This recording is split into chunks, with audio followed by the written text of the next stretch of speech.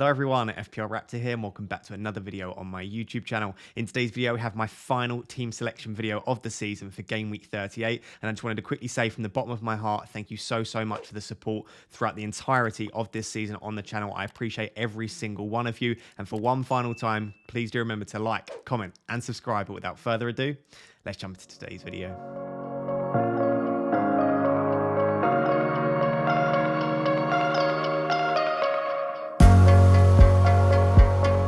So guys, we're just going to jump straight into it. I'm going to keep this nice, short and sweet because it is Game Week 38, and I guess you just want to see what my team looks like for the final game week. Game Week 37 went okay for me. I went up from about 38k to around 32, 33k, which was great considering I didn't play my free hit and I took a -8, so the hit worked a treat and the team performed very well. So I'm happy with that. I don't have a massive amount to play with respect to my rank. I'm at 32k at the moment. I'm about 9 points off the top 25k, which might be a nice target. But at the end of the day, I just want to enjoy the final game week. Take one final punt, which is always very exciting in Game Week 38. And yeah, just finish the season strong because at the end of the day, my favorite part about this season has been creating content and hopefully helping some of you get the best possible rank.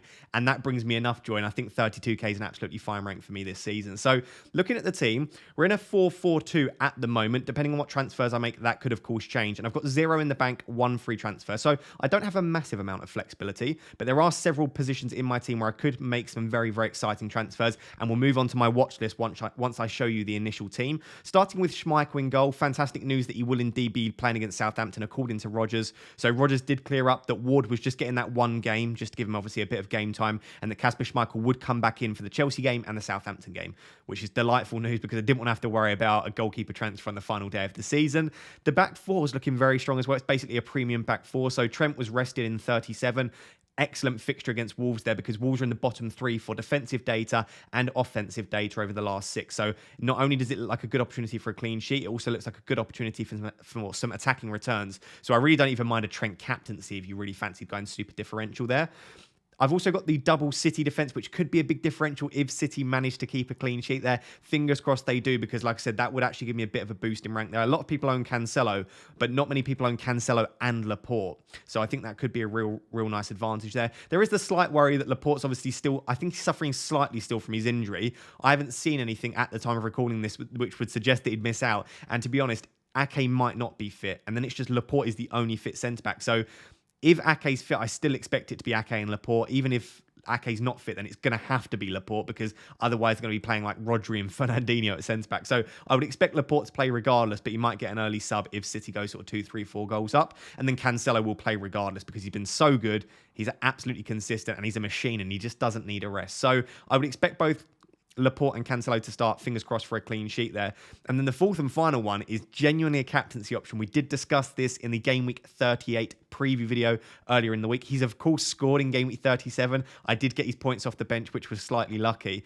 It just goes to show that even if they don't keep a clean sheet against Watford, which looks incredibly likely considering how poor Watford have been, the attacking potential of Alonso is absolutely unbelievable. And he does have, over the last 6 and over the last 4, better attacking data than James, Trent, Robertson, Cancelo, all of the defenders in the game. The only one that even comes close to Alonso is Sessegnon, who might potentially be one of my transfers this week. But Alonso just looks absolutely unbelievable. And I genuinely do think if you're looking for a defensive captaincy option and we either get confirmation that Alonso starts or you're happy to take the risk that he starts, I do genuinely think Alonso is the best defensive captaincy option. And in my opinion, arguably the best differential captaincy option as well. And like I said, we just saw in 37 how brilliant his goal threat is. So that's the way the defense looks. With respect to players that I want to bring in and I'm looking at, we are going to discuss in the watch list section in a second, but it's basically James and Sessegnon would be the 2 defenders that I might want to bring in. Sessegnon's obviously a lot easier due to his price point. James would be tricky for me, but still definitely a consideration for me if I do make 2 transfers. So that's the defense. Very happy with the way it looks currently. Let's move on to the midfield. So the midfield is a bit of a mixed bag. We've got 2 players which I'm very happy with and then 2 which I really wouldn't mind transferring out, and they could be leaving the team depending on what transfers I want to make. So starting with the 2 good players, Son is of course probably the player to own for the upcoming game week. Norwich away looks like an incredible fixture. His underlying data is not fantastic, again, as we discussed in the game week preview video, but it's Son. He's got an over 25% conversion rate on a consistent basis. He's going for the golden boot. Spurs look very good at the moment, trying to secure top 4.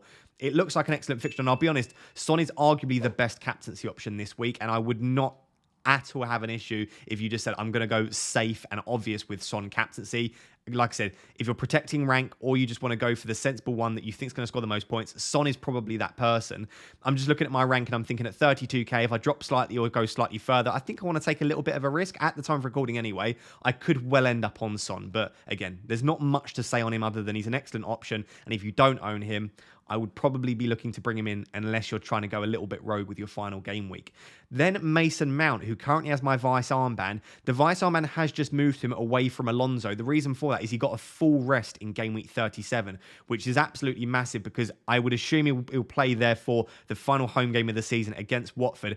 As we'll discuss in a second in association with Fantasypaedia, the matchup against Watford looks excellent for Mason Mount. Could be a really, really nice option due to where Watford concede a lot of their chances from. So that's something that I'm looking at there, maybe even as a captaincy option. If you don't own Mason Mount, in my opinion, he now becomes, alongside Son, arguably the transfer in if you're looking for sort of that slight differential, but also someone with a massive haul potential. We've seen throughout the season, Mason Mount has that ability to get those 20 plus pointers against Watford at home. I think it's an ideal fixture. And I'll be honest, at the moment, I'm about 30% leaning towards captaining Mason Mount. It's only because I think I have an even better option at the moment that he doesn't have the armband.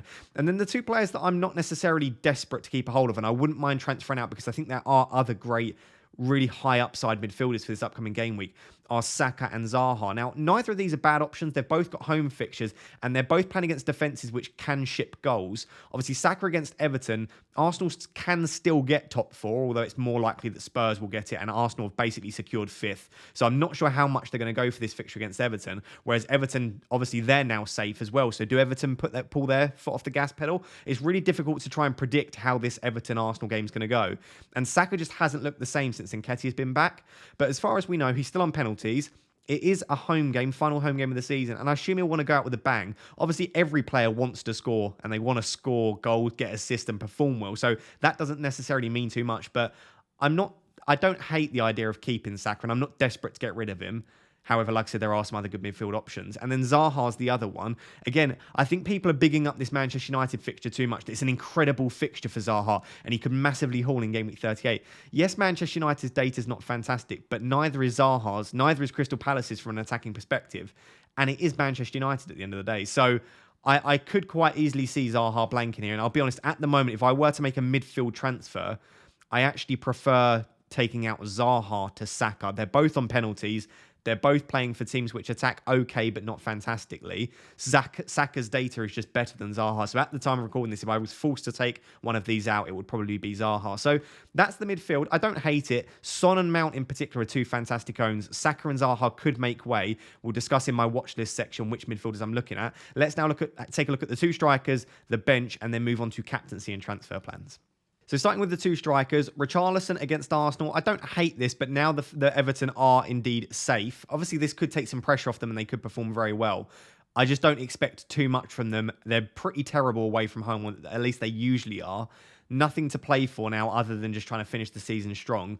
I don't mind the idea of either taking out Richarlison or, as you can see on the bench, Watkins and then benching Richarlison. I think that is probably the weakest spot in my team, along with maybe Saka and Zaha. So that's the spot which I'm potentially looking at with my transfers. The issue is I don't love any of the striking options. I know I've spoken about a few throughout the week, but none of them really stick out to me, whereas some of the other players do a little bit more. And then Vardy, at the moment, does have the armband. I need to have a real think about captaincy, but as I spoke about in the Gameweek preview video, I just think this fixture really suits Vardy. And again, Vardy has been incredibly, incredibly good over the last... Well, since he's basically come back. His data is in the top sort of 3 or 4 players for pretty much every major metric. Touches in the box, shots in the box, non-penalty expected goal involvement, minutes per expected goal involvement. Again, if you watched FPL Black Box, I know that they were bigging up Vardy as well. I've been speaking about it all week. I genuinely think he is arguably one of the best captaincy options. Playing against a high-line Southampton team. We saw back in 2019, he did score a hat-trick against Southampton when Leicester won 9-0. So I think it's a fixture which suits him. He's got fantastic underlying data. And there are rumours that he could be retiring or at least leaving Leicester at the end of the season to move to America. Obviously, all of the stuff that's going on in his personal life as well. I just feel like this is a good sort of maybe final fixture for Vardy at Leicester, but regardless, it is his final home game, and I just think it's a fixture which he could do very, very well in. Southampton's defensive data has been absolutely horrific, not only across the season where they're in the bottom 3 for expected goals conceded, but even over the last 6, they are the second worst defence in the Premier League. So outside of Mount, Alonso and Son, I think arguably Vardy is the best captaincy option. I would definitely put him in the top 4 in my current team. So let me know down below at this early stage, what do you think about a potential punt on Jamie Vardy on the last day of the season for captaincy? The bench is absolutely horrific for me. Obviously, Foster playing against Chelsea. I'm fingers crossed Schmeichel does indeed play against Southampton. And then Gordon, Watkins and Cash really aren't looking great there. If I do make an attacking transfer for my forwards, like I said, it probably wouldn't be Richarlison coming out. I'd take out Watkins and then just bench Richarlison. And then the other option I've got is just taking out Matty Cash for one of the defensive options, which I spoke about, putting that player in the team and playing like a 5-4-1, and then I can just end up benching Richarlison again, or I could play something like a 5-3-2 and bench Saka or Zaha. So I have a few options. As I always say, for the final team selection video of the season, please do let me know down below, what would you do with my team? So this is your team, 1 free transfer. You can have all the fun in the world you want with this. And remember, I wouldn't mind taking a -4. So if you think there's a really nice set of 2 transfers where you could take a -4, bring in 2 really good players, maybe something like someone for Richarlison and then someone for Zaha, I wouldn't mind doing that particularly, or someone in for Cash and then someone in for Watkins. There are lots of different things you can do with this, and I do have a few nice price points to sort of take players out and switch around. We're now going to take a look at the chances conceded thread from Fantasypaedia, and we're also going to take a look at my watch list / transfer plans and look at the players that I might potentially be looking to bring in for Game Week 38. So guys, for the final time this season, here is the mega chances conceded thread from the guys over at Fantasypaedia. This is indeed a sponsored section. So what I'd like you to do, if you'd like to support the channel and also support some really, really cool content creators that create amazing free content, do click the 2 links in the description. The first link in the description will just take you over to their Twitter. You can go drop them a follow. They will massively appreciate that. Second link in the description will take you directly to this tweet. And what I'd like you to do is go over to the tweet, as always, drop a like on the tweet, drop a retweet, and just let them know that FPL Raptor sent you. So just comment on it and just say FPL Raptor sent me, or thanks for showing us this FPL Raptor, just so they know that I sent you over there. So if you've watched these videos for a while now, I know some of you guys absolutely love this. They basically look at the matchups. So for example, we'll take this first one here. This is Manchester City versus Aston Villa, and they look at where where these teams concede most of their chances from. So as you can see, Aston Villa concede most of their chances down that sort of right flank, right? So, or down their left flank. So basically where the likes of Mahrez could be going, or if you expect Gabriel Jesus to start on that right side, exactly where Gabriel Jesus plays. And then for Manchester City, they don't concede many chances, do they? And you're probably not looking at Aston Villa players, but as you can see, when they do, it's mostly down their flanks as opposed to through the middle. So basically, if you're looking at a Manchester City player, Jesus or Mahrez could be the one. If we just scroll down, we'll just do a few of these and then you guys can go check out the tweet for yourself. As you can see here, Wolves are just conceding a crazy amount of chances across basically all thirds of the pitch. So it really doesn't matter which Liverpool player you go for. They all look like absolutely fantastic options there, but maybe slightly more down the right and through the centre. But it's pretty small difference. It looks like a fantastic option if you want to go for one of the Liverpool midfielders or attackers. If we just move on to Spurs, it's a similar story here, to be honest. Norwich, I should say, are just conceding a plethora of chances across all thirds of the pitch. So it really, really doesn't matter there. But what I would say is they are conceding a hell of a lot of opportunities down their flanks in comparison to other teams. So as Fantasypaedia have said here, the likes of Emerson and Sessegnon could do very well just due to the amount of space that Norwich allow down their flanks. The only thing that maybe puts me off that slightly is that Norwich are playing a back 5 at the moment, which might limit a bit of the space that Sessegnon and Emerson can get. If we just scroll down, we'll just do a couple more, like I said. This is a very interesting one, and this is why you can see Mason Mount is on the graphic. As you can see here, Watford concede most of their chances down their left side, which is exactly where either, if Ziyech plays on the right, it could be him, but most likely it'll be Mason Mount and Reece James. So if you're looking for a captaincy punt, of course, Watford just concede a ridiculous amount of chances everywhere, but the majority of their chances are conceded down their left flank. So James and Mount could be fantastic options if you expect them to start on that right side. If Ziyech starts on that right side, he could be a really great option as well. And then we'll just do the final one here, which is just basically Everton and Arsenal. Very, very, again, similar to what we saw with Norwich and Wolves. Everton just concede chances all over the place, which might suit Nketiah, might suit Saka if you expect him to drift around. And then Arsenal conceding a lot of chances down their right side. But again, I doubt many of us will be going for Everton players anyway. So, like I said, they'll do this for all of it. If I just scroll, you can see here, they're doing it for every single matchup here. So it's something you can go and check out each week. Like I said, please do go drop them a follow as I said, if we just scroll back up, drop them a follow, go onto their account, follow them, and also make sure you like and retweet the tweet and let them know that FPL Raptor sent you. Thank you for sponsoring the videos on this channel, Fantasypaedia. I massively appreciate it. It's actually been a while since I've had a watch list. Because of the amount of doubles, our moves are pretty much dictated for us based on the chip strategy that we're taking. And even if we've not got a chip in play, we're pretty much just attacking the doubles each week. Whereas with 38, because it's not a double game week, there are a lot of players that we can consider. So here is my watch list with the players in orange, the ones that I am considering the most at the moment anyway. And of course, there are some players on here such as De Bruyne that I would like, but there's just no point me putting there because it's absolutely impossible for me to get to that player.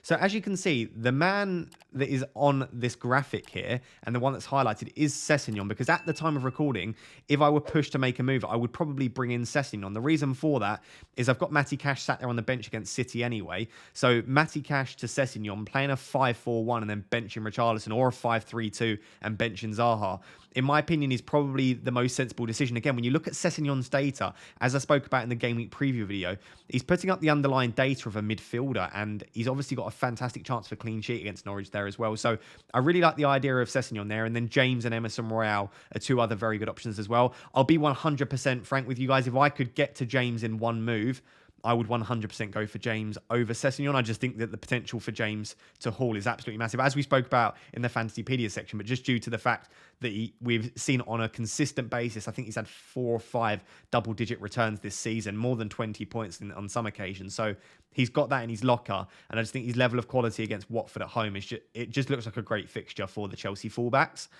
But I can't afford that in one move. So as a result, I'm unlikely to be able to get James in. When we look at the other positions, for the midfield, again, it's going to be probably someone under the price of Zaha that I go for, because I just don't have any other options to transfer out. And again, I don't want to take a hit particularly. So I'm looking at really one of the Leicester boys, either Maddison or Barnes. Barnes got a rest in 37, but Maddison just looks absolutely smoking at the moment. Every opportunity that he gets, he seems to be taking. So I like the idea of maybe a double up with my Vardy on one of the Leicester boys. Kulusevski is a great option if we expect him to start. I think playing against Norwich, I don't own Kane, so this would give me a double up with Son and Kulusevski, and I quite like that. Of course, there is the slight risk with Lucas Moura, but we'll have to assess if we get any early team news. And then I've got Diaz, Jota, Foden. Again, it would be difficult for me to get any of these because they're over the price of Zaha. And then Bowen. Bowen has just been going on, not under the radar, but just due to the fact that he hasn't had any doubles and he's had tricky fixtures such as City, it's been difficult to pick Bowen, but he continues to put up really good data and he's continuing to score goals as well. I think he has 29 attacking returns this season now, so he could easily make that 30 against Brighton on the final day, and I really like Bowen as an option. And then for the striking options, I don't really like any of them. I know a lot of people are very keen on Tony and Vissa, and I said they are good options. They're showing pretty decent data. I don't know why. I've just got a decent feeling that Leeds maybe put up a pretty good fight, although I have seen a few people predict like a Leeds 2, Brentford 5 sort of result, and I could quite easily see that as well. So maybe I'm overlooking the Brentford strikers too much. I just think I prefer Sessegnon or one of the midfielders, if I'm being completely honest. But again, I have Watkins sat there, and he's a really nice, easy cash cow to go for a cheaper striker. Kane, Jesus, and Lukaku would be absolutely amazing for me, but they're, again, just a little bit too expensive to try and get to.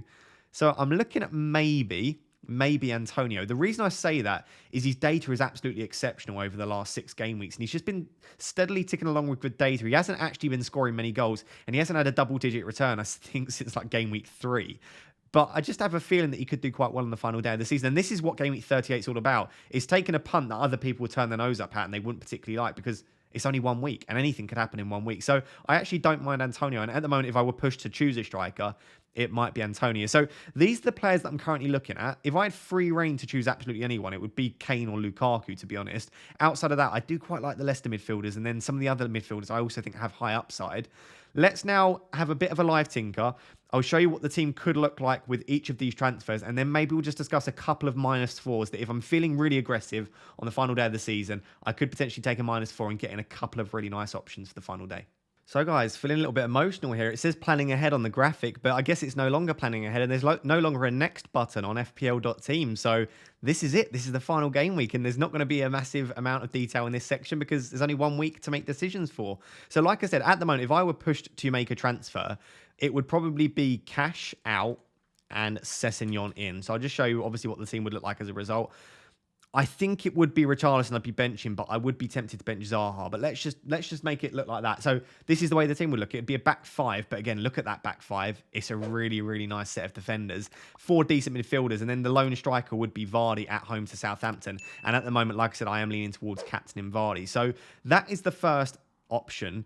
It's just, I don't know. I don't know why it feels boring. Maybe because it's a defensive transfer. Maybe because I'm bringing in a £4.3 million Tottenham defender. Something about it just seems a little bit boring. But I think it is a very sensible decision. So let me just reverse that transfer, go back to cash. So that's one. The other one is taking out Richarlison for Antonio, Tony, Vissa, anyone really. Again, I have nothing in the bank, so under 7.5 million, because that's what I can sell Richarlison for. So I have that as a potential option in there if I want to. And then the other option is a midfielder in for Zaha. So again, either someone in for Richarlison, or again, it would be probably for Watkins, so 7.4 million. And like I said, I would bench Richarlison, or someone in for Zaha. So at the moment, maybe a Bowen could be a decent option. Outside of that, like I said, I do quite like the idea of a Maddison or a Barnes, maybe even Harvey Barnes, just because he got a rest and he'd be probably slightly lowly owned in comparison to Maddison. So something like that could look really, really nice. It would give me the double up against Southampton, but like I said, their defensive data is so poor, and I just quite fancy Leicester at the moment at home, final home game of the season. I just really like that. Against the high-line defence, Barnes could be an excellent option. The other kind of option that I've got is to try and have a little bit of a play around, to maybe try and squeeze in a premium option up top. But to do that, I'm probably almost definitely going to have to make like 3 transfers, which would be for a -8. So it would be something like Richarlison, he's obviously the most money here, out for Lukaku's just going to be way, way too expensive. I'll just show you just really quickly. So if I wanted to take Zaha out, 3 million. So it would have to be like 3 transfers. I do really like the idea of a premium striker, though. Again, I think that Lukaku's a fantastic option. I think Kane's a fantastic option. The other one that I could do, if we get any confirmation that he starts, because like I said, his data has actually been some of the best in the Premier League all season, and he scores a lot of goals on the final day of the season, is Gabriel Jesus, because he's only 8.6, right? So I only need to find 1.1 there. So Zaha can come out for anyone 5.8 million or below, right? So it could basically be anyone. We'll just go for like Bruno G, just as it would be someone obviously not particularly fantastic. None of my options in my midfield that I'm looking at are 5.8, but that would give me, in my opinion, arguably one of the best players in the Premier League this season for explosive ability. And like I said, his underlying data is really strong. So I have that as a potential option as well. Like I said, I would love to get to Lukaku or Kane. I'm just not keen on taking a -8. But again, I'm not sure that I want to take a -4 just to get... no, sorry, the price is wrong. Just to get Gabriel Jesus in, and then obviously having to go for probably a subpar midfielder. So if we just go back to it as is, like I said, please do let me know down below what you would do. I will probably make my own decision anyway, because Game Week 38 is very exciting, but you might inspire me to look at something that I might not have considered. Sessegnon is probably top of my list at the moment, and then after that, it's probably Barnes in second, Barnes/Maddison, depending on who I want to go for, and then actually Antonio in third. I know that sounds crazy, and I know a lot of other people won't like it, but that's, like I said, that's what Game Week 38 is about, and I actually don't mind the fixture there. I don't mind how West Ham, I think, again, they've been performing fairly decently recently. Antonio's data is very strong, so I quite like that. Let me know down below what you're currently planning. Let me know down below what you think I would do. I'm just going to finish just by showing you, like I said, just finishing on the team that would probably most likely end up playing like this, and then Richarlison would go first sub. So it will probably end up looking like this, but do tune into the final deadline stream to find out what my final team looks like, and for the final stream of the season as well. So guys, there you have it. That is the final team selection video of the season, and that's how my team is looking going into Game Week 38. As I said, I just want to thank you so much for the support this season. This is not the final video. There will be a deadline stream on Sunday. There may even be a watch along on Sunday. I haven't fully decided yet, and there will be a season review early next week, probably out on Monday or Tuesday, probably Tuesday. So please do tune into that. I know a lot of people would have switched off by FPL by then, but we're going to go through sort of lessons learned and things that I've learned across the season, which will hopefully help us going into next season. So do tune into that. Fingers crossed we all get green arrows going into Game Week 38. Like I said, just final thank you so much for all the support this season. You do not know how much I appreciate it. Until next time, guys, thank you so much for watching. Cheers. Bye-bye.